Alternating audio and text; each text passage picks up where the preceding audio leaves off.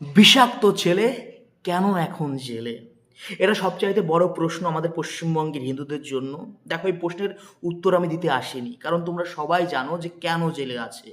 কারণ আমাদের পশ্চিমবঙ্গের কর্ণধররা একটা নির্দিষ্ট সম্প্রদায়কে শুধুই মাত্র খুশি করার জন্য এই বিষাক্ত ছেলেকে জেলে পুরে দিয়েছে।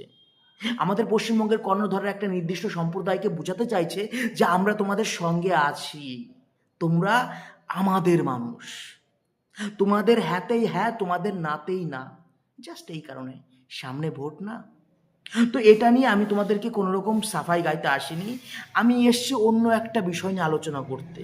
সেটা হচ্ছে কি, যে আমাদের পশ্চিমবঙ্গ তথা ভারতের মুসলিম ভাই বোনরা প্রায় বলে যে হিন্দুরা কেন আমাদেরকে নিজের মনে করে না, আমাদেরকে অন্য চোখে কেন দেখে, তারা কেন আমাদেরকে আপন করে নিতে পারছে না। তার উত্তরটাই দিতে এসছি। ভাই, কি করে আপন করে নেবে যখন তোমাদের কাজকর্ম এরকম হবে? তোমরা এমন একটা মানুষকে সাপোর্ট করে এমন একটা মানুষকে জেলে পড়েছো যার সঙ্গে তোমাদের ডিরেক্ট কোনো সম্পর্ক নেই, হাজার হাজার কিলোমিটারে থাকা একটা দেশের নাগরিক। তাকে তোমরা শুধুমাত্র সাপোর্ট করছো যে সে একটা মুসলিম ধর্মগুরু। সে তোমাদের ঈদের সময় একবার টুইট করেও শুভেচ্ছা জানায়নি ঈদের। তোমরা তাকে সাপোর্ট করে তোমার স্টেটের একটা মানুষকে জেলে পুরছো। কি করে তোমাকে তারা আপন করে নেবে? সেকুলার কি করে হবে হিন্দুরা তোমাদের জন্য? বলো ভাই। বুঝতাম তোমাদের সঙ্গে ডিরেক্ট কোনো সম্পর্ক আছে, তখন তাকে নিয়ে কোনো বাজে কথা বলেছে, তোমাদের আঁতে লেগে গেছে। আমরা বলি তো, আমরা অনেক অনেক মানুষকে নিয়ে কথা বলি, তখন তোমাদের কিছু হয় না। চলো, আমি এটা মেনে নিলাম যে তোমাদের মুসলিম মুসলিম ভাই ভাই, এই জন্য তোমরা আহ, এই স্টেপটা নিয়েছো। ভাই, মুসলিম তো আমাদের পশ্চিমবঙ্গের নদিয়া জেলার ঝন্টু শেখও ছিল। ঝন্টু শেখ মনে আছে কিছুদিন আগেই, যে ঝন্টু শেখ ভারত মায়ের পীর সন্তান শহীদ হয়েছিল, তখন কিন্তু আমি তেমন কোনো মুসলিম গোষ্ঠীকে কান্নাকাটি করতে দেখিনি। আমি কোনোদিনও দেখিনি যে এপিজে আব্দুল কালামের যে মৃত্যুবার্ষিক, সেইখানে গিয়ে সেই ডেটে আমাদের মুসলিম ভাইরা বিশাল বড় কিছু করেছে, আমি দেখিনি ভাই। কিন্তু এই বেলায় কেন ভাই? ইনি তোমাদের জন্য কি এক্সট্রা করলো ভাই?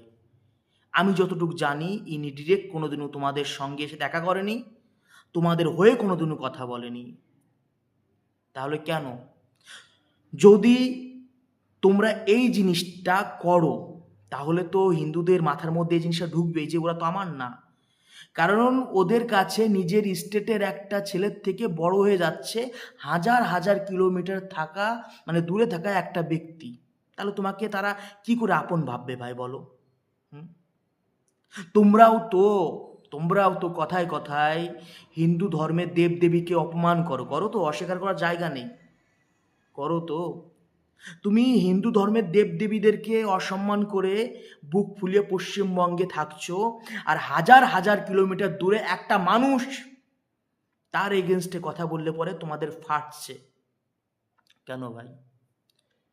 এবং বিষাক্ত ছেলে যে কথাগুলো বলেছে, সেই কথাগুলো বিষাক্ত ছেলে বলেছে, তাই তোমাদের ফাটছে। ও যেই কথাগুলো টপিকগুলো, মানে যেই কথাগুলো বলেছে, সেই কথার মধ্যে কোনো ভুল বলে তো আমার কিছু মনে হয় না। তোমরা একটু কষ্ট করে গুগল সার্চ করে, ইউটিউবে সার্চ করে দেখে নেবে যে তোমরা যাকে নিয়ে লাফালাফি করছো, যে লোকটা মারা গেছে, উনি কেমন ছিলেন। হুম, যদি তোমাদের মধ্যে সে আগ্রহটা থাকে।